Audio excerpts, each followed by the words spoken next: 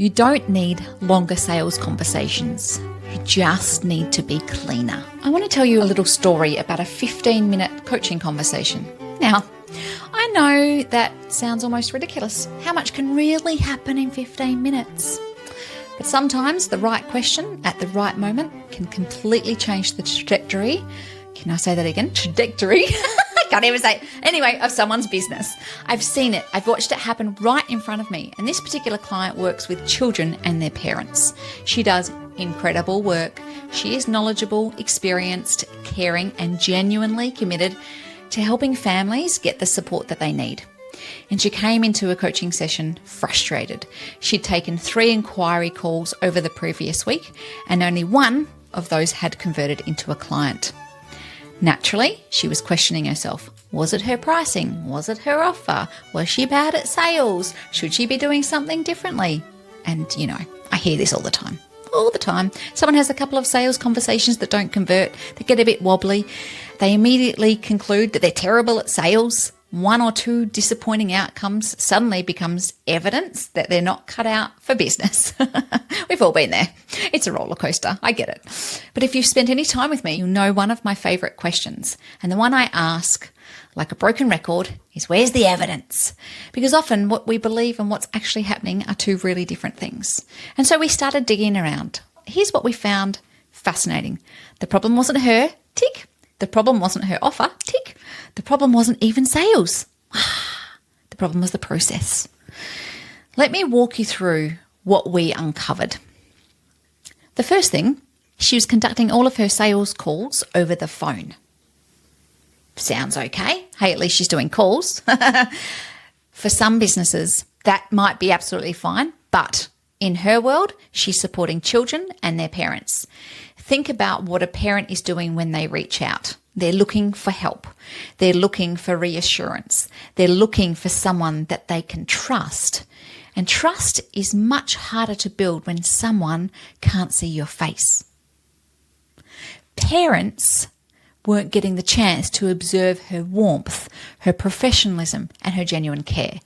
They were just hearing her voice. That's it. So our first change was so simple. Move from phone calls to Zoom calls. Not because Zoom is magical, but because trust matters. And people buy from people that they trust. The second thing we uncovered was that these calls were happening in the cracks. You know the cracks I'm talking about. 5 minutes between meetings, rushing from one thing to the next, checking emails beforehand. We've all done it, even me. Thinking about what might need to happen afterwards, physically present but mentally somewhere else.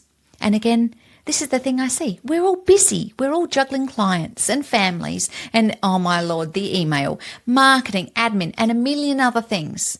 But when we're distracted during a sales conversation, people can feel it. They might not be able to put their finger on it, but they feel it. The energy is different. The attention is different. The connection is different. So we talked about creating space, treating those conversations as one of the most important activities in the whole business. Because honestly, without sales conversations, there ain't no business. The third issue was information overload. And this one is so common amongst service-based businesses, particularly women. We love a good chat. Well, we also care, to be fair. We want to be helpful. We want people to have all the information so they can make the best possible decision, don't we? So what do? We throw everything at them, every option, every package, every document, every possible pathway. And guess what happens? The person on the other end becomes overwhelmed. Instead of clarity, they feel confused. Instead of confidence, they don't feel certain.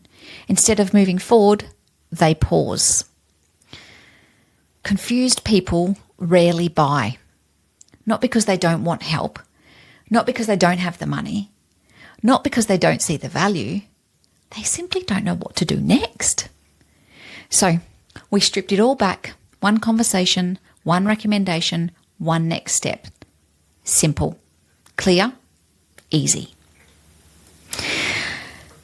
The fourth thing that we discovered was that she didn't have a consistent sales structure.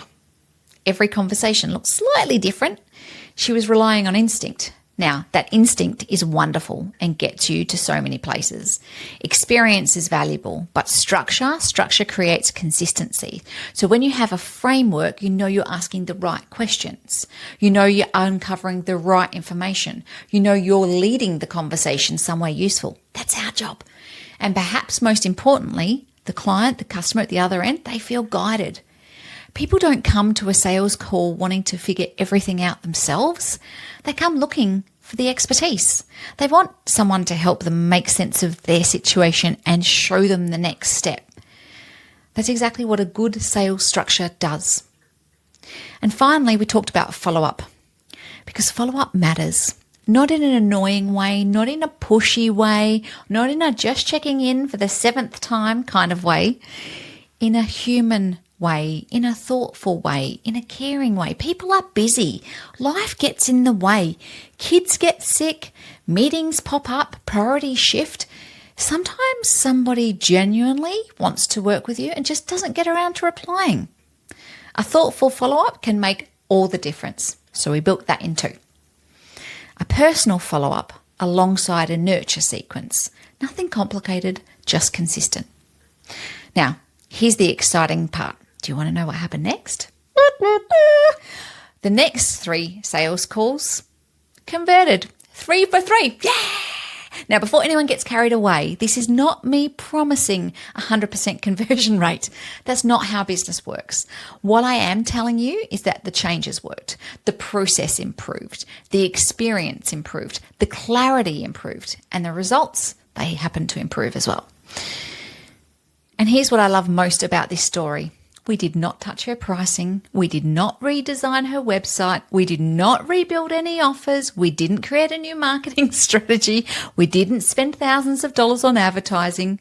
We simply improved the way she was having conversations. And I think there's a little lesson in here for all of us, including myself. When results aren't where we want them to be, our first instinct is so often to change everything. We create a new offer. We change our prices. We redesign our branding. Our breathing gets faster. We build another funnel. We buy another course. We convince ourselves the answer is somewhere outside of us. But often the answer, much closer than we think. Sometimes it's in the way we're having conversations. Sometimes it's in the way we're following up or lack of. Sometimes it's in the way we're presenting our offers. Sometimes it's in the systems sitting in the background. So the next time you catch yourself thinking, I'm not very good at sales, I want you to pause and ask yourself, what's the evidence? What would Emma say? And then ask yourself, could this be a process problem rather than a people problem? Because if you're having conversations with the right people, if you genuinely are offering something that helps them, and if you care deeply about the outcomes that they achieve, there is every chance that a few small tweaks could create a very different result. You don't always need to reinvent the business. Sometimes you simply need to redesign the conversation. And if today's episode has got you thinking about your own sales process, whoa, you're not alone, or your conversion rates, or your own client journey, man, oh man, I'd encourage you to spend some time reviewing some of those this week. Look at the evidence, look at the process, look at what's actually happening, because the answer might be much simpler than you think. I hope this helps. Just remember, you don't need longer sales conversations. No one wants to sit there for an hour. Just make sure they're really clean. Thanks for listening to Tea with the Queen. If you've enjoyed this podcast, please leave a rating and review on Apple Podcasts. It really does help to get the word out. For more about me, please visit emmamcqueen.com.au, and I look forward to your company next episode.